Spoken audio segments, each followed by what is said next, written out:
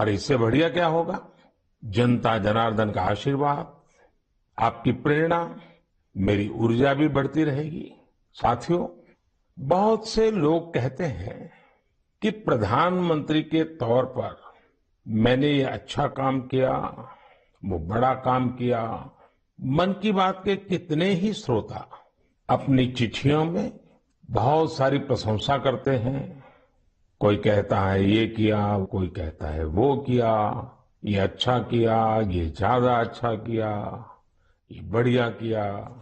लेकिन मैं जब भारत के सामान्य मानवी के प्रयास, उनकी मेहनत, उनकी इच्छा शक्ति को देखता हूं तो खुद अपने आप अभिभूत हो जाता हूं। बड़े से बड़ा लक्ष्य हो, कठिन से कठिन चुनौती हो, भारत के लोगों का सामूहिक बल, सामूहिक शक्ति हर चुनौती का हल निकाल देता है। अभी हमने 2-3 दिन पहले देखा कि देश के पश्चिमी छोर पर कितना बड़ा साइक्लोन आया। तेज चलने वाली हवाएं, तेज बारिश, साइक्लोन बिपरजॉय ने कच्छ में कितना कुछ तहस नहस कर दिया।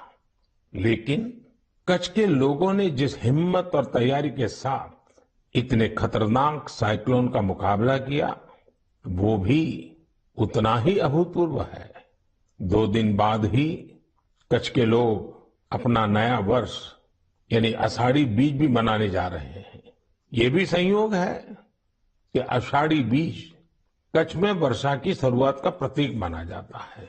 मैं इतने साल कच्छ आता जाता रहा हूं, वहां के लोगों की सेवा करने का मुझे सौभाग्य भी मिला है और इसके लिए कच्छ के लोगों का हौसला और उनकी जिजीविषा के बारे में मैं अच्छी तरह जानता हूं। 2 दशक पहले के विनाशकारी भूकंप के बाद जिस कच्छ के बारे में कहा जाता था वो कभी उठ नहीं पाएगा, आज वही जिला देश के तेजी से विकसित होते जिलों में से एक है। मुझे विश्वास है साइक्लोन बिपरजॉय ने जो तबाही मचाई है उससे भी कच्छ के लोग बहुत तेजी से उभर जाएंगे। साथियों, प्राकृतिक आपदाओं पर किसी का जोर नहीं होता, लेकिन बीते वर्षों में भारत ने आपदा प्रबंधन की जो ताकत विकसित की है वो आज एक उदाहरण बन रही है। प्राकृतिक आपदाओं से मुकाबला करने का एक बड़ा तरीका है प्रकृति का संरक्षण। आजकल मानसून के समय में तो इस दिशा में हमारी जिम्मेदारी और भी बढ़ जाती है।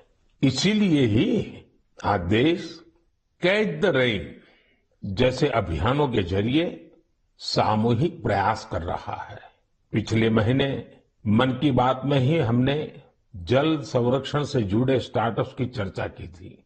इस बार भी मुझे चिट्ठी लिखकर कई ऐसे लोगों के बारे में बताया गया है जो पानी की एक एक बूंद बचाने के लिए जी जान से लगे हैं। ऐसे ही एक साथी हैं यूपी के बांदा जिले के तुलसीराम यादव जी। तुलसीराम यादव जी लुकतरा ग्राम पंचायत के प्रधान है।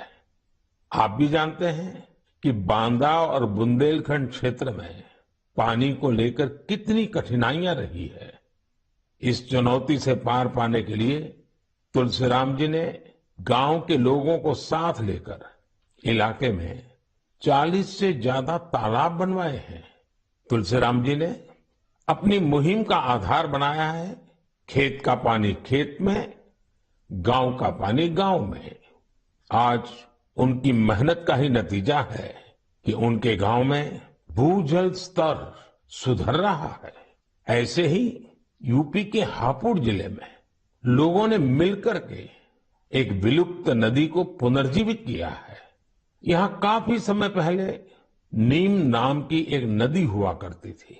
समय के साथ वो लुप्त हो गई, लेकिन स्थानीय स्मृतियां और जन कथाओं में उसे हमेशा याद किया जाता रहा।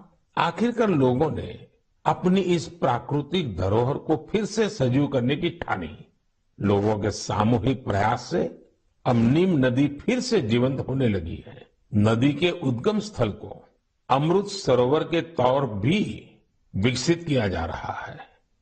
साथियों, ये नदी, नहर, सरोवर ये केवल जल स्रोत ही नहीं होते हैं, बल्कि इनसे जीवन के रंग और भावनाएं भी जुड़ी होती हैं। ऐसा ही एक दृश्य अभी कुछ ही दिन पहले महाराष्ट्र में देखने को मिला। ये इलाका ज्यादातर सूखे की चपेट में रहता है। 5 दशक के इंतजार के बाद यहाँ नीलवंडे डैम की कैनाल का काम अब पूरा हो रहा है। कुछ दिन पहले टेस्टिंग के दौरान कैनाल में पानी छोड़ा गया था। इस दौरान जो तस्वीरें आई वो वाकई भावुक करने वाली थी।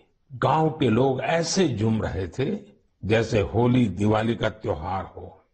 साथियों, जब प्रबंधन की बात हो रही है तो मैं आज छत्रपति शिवाजी महाराज को भी याद करूंगा। छत्रपति शिवाजी महाराज की वीरता के साथ ही उनकी गवर्नेंस और उनके प्रबंध कौशल से भी बहुत कुछ सीखने को मिलता है। विशेषकर जल प्रबंधन और नौसेना को लेकर छत्रपति शिवाजी महाराज ने जो कार्य किए वो आज भी भारतीय इतिहास का गौरव बढ़ाते हैं। उनके बनाए जल दुर्ग इतनी शताब्दियों बाद भी समंदर के बीच में आज भी शान से खड़े हैं। इस महीने की शुरुआत में ही छत्रपति शिवाजी महाराज के राज्याभिषेक के 350 वर्ष पूरे हुए हैं। इस अवसर को एक बड़े पर्व के रूप में मनाया जा रहा है। इस दौरान महाराष्ट्र के रायगढ़ किले में इससे जुड़े भव्य कार्यक्रमों का आयोजन किया गया। मुझे याद है कई वर्ष पहले 2014 में मुझे रायगढ़ जाने उस पवित्र भूमि को नमन करने का सौभाग्य मिला था। ये हम सबका कर्तव्य है कि उस अवसर पर हम छत्रपति शिवाजी महाराज के प्रबंध कौशल को जानें, उनसे सीखें।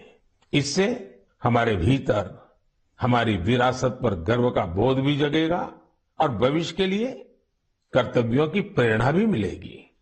मेरे प्यारे देशवासियों, आपने रामायण की उस नन्ही गिलहरी के बारे में जरूर सुना होगा जो राम सेतु बनाने में मदद करने के लिए आगे आई थी। कहने का मतलब ये कि जब नीयत साफ हो, प्रयासों में ईमानदारी हो, तो फिर कोई भी लक्ष्य कठिन नहीं रहता। भारत भी आज इसी नेक नियत से एक बहुत बड़ी चुनौती का मुकाबला कर रहा है।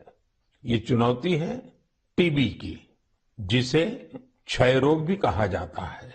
भारत ने संकल्प किया है 2025 तक टीबी मुक्त भारत बनाने का। लक्ष्य बहुत बड़ा जरूर है।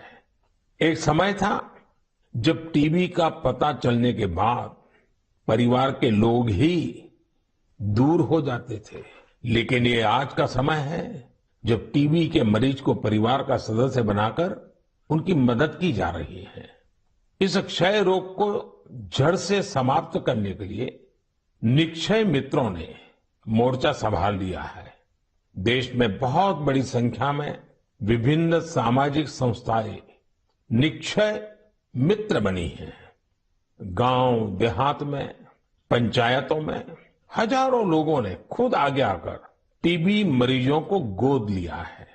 कितने ही बच्चे हैं जो टीबी मरीजों की मदद के लिए आगे आए हैं। ये जन भागीदारी ही इस अभियान की सबसे बड़ी ताकत है। इसी भागीदारी की वजह से आज देश में 10 लाख से ज्यादा टीबी मरीजों को गोद लिया जा चुका है। और ये पुण्य का काम किया है करीब करीब 85,000 निक्षय मित्रों ने। मुझे खुशी